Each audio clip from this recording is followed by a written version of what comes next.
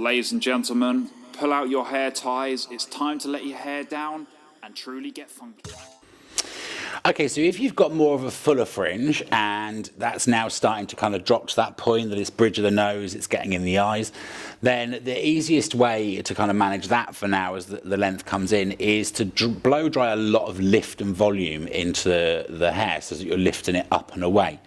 So for this, I'm actually going to use root canal. So this is a root lift spray. It's not greasy, it's not a mousse, but it's just going to give nice hold and support. And that's also going to give hold and support kind of moving forward so that, you know, kind of it doesn't drop down.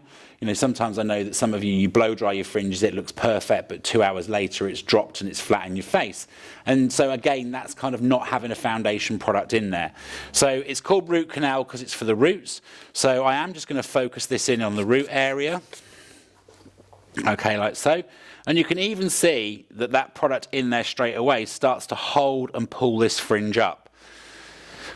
Hairdryer, so unlike with when I was showing you how to do the sweepy fringe, with this one I am going to start with the brush straight away because I do actually want to lift up and away, but you'll see that I'm just using the hairdryer in exactly the same way. So because I want to get lift in, I'm using the hairdryer at the root area and encouraging that root area up and away, straight away.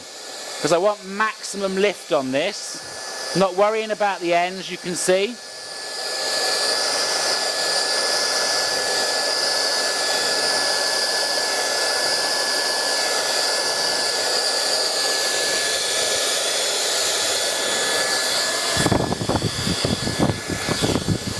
Using my nozzle and the airflow to give me that control.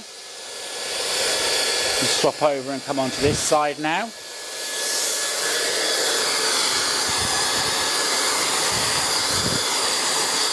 Another top tip for you when you're blow drying your hair is to actually not look in the mirror. So I know that if I try and blow dry my own hair and I look in the mirror, I make a right mess of it because I get all cat-handed.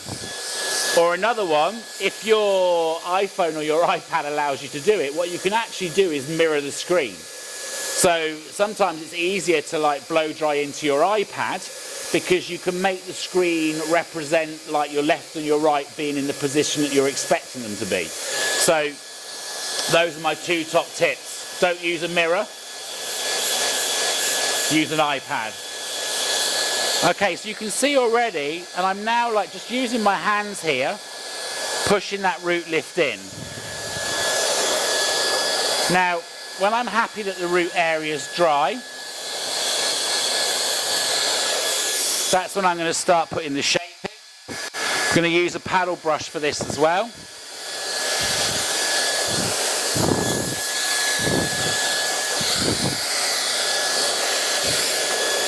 So I'm still lifting the hair right up, and now I'm starting to put the shape on the ends. But you'll see that I'm still keeping the hair nice and high.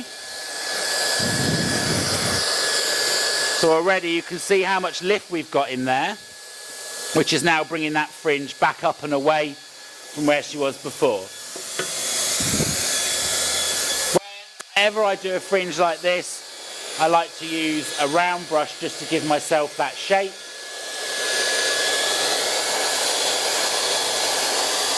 I'm sure many of you out there use a round brush on your fringe. And again, like, I think a lot of the time, you know, you come to the salon and you watch hairdressers and you kind of work so meticulously that it makes you feel that it's not possible at home. So when I do these videos, I really try to kind of show you that it's not really about being this meticulous section or working in a set manner. It comes down to products and kind of understanding, you know, like what you're trying to achieve. So with this, I want root lift, so I'm taking the hair up and away.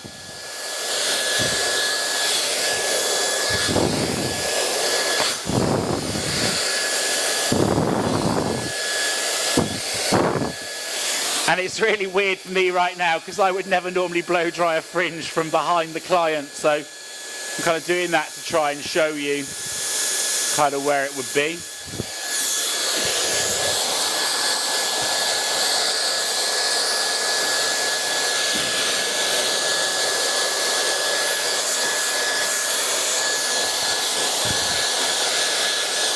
You know, for those of you that are clients of mine, you'll know that I work with my hands an awful lot when I'm blow drying and shaping hair.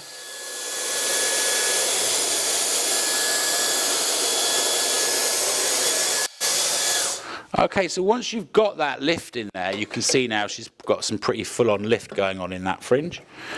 So we're just gonna, you can just comb that down now. But what I would say to you to do is to give it 20 minutes. So leave it for 20 minutes and let it find its own way, and then come back through after the 20 minutes, okay, and kind of it will have dropped down a little bit. But you can see all that hold that's in there, and I can re-manipulate that fringe, and I can kind of push it where I want it to go. But now you can see that I've moved the fringe up by working like that. I've actually taken the fringe from being right the way in here, so I've probably shortened it by 1 centimetre by putting all that length in. And again, you know, kind of if you do that, that's what I would kind of say as well. If you are then going to want to try and sweep this over, all right, even at that short, if you put that lift in there first, you'll see that I can even start to pull this fringe over, and it's still going to sit out of your face. So if you have got that kind of slightly shorter fringe, like I was showing there, I would still suggest to you to kind of put this lift in it here, and then try and push it off and out of the way. Okay, she's going to want to go that way as well on that one. But because I've got my product in there, you can see that I can kind of keep moving it around. I can do what I like. So one final thing on that is that if you do have a pair of straightening and put these on a low temperature,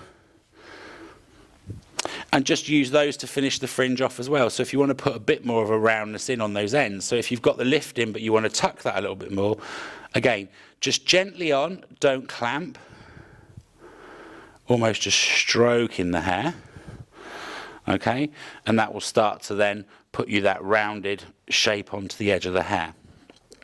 So I hope that that's helpful and useful. Don't forget to like, share and comment, and you can always message me if you'd like any further advice.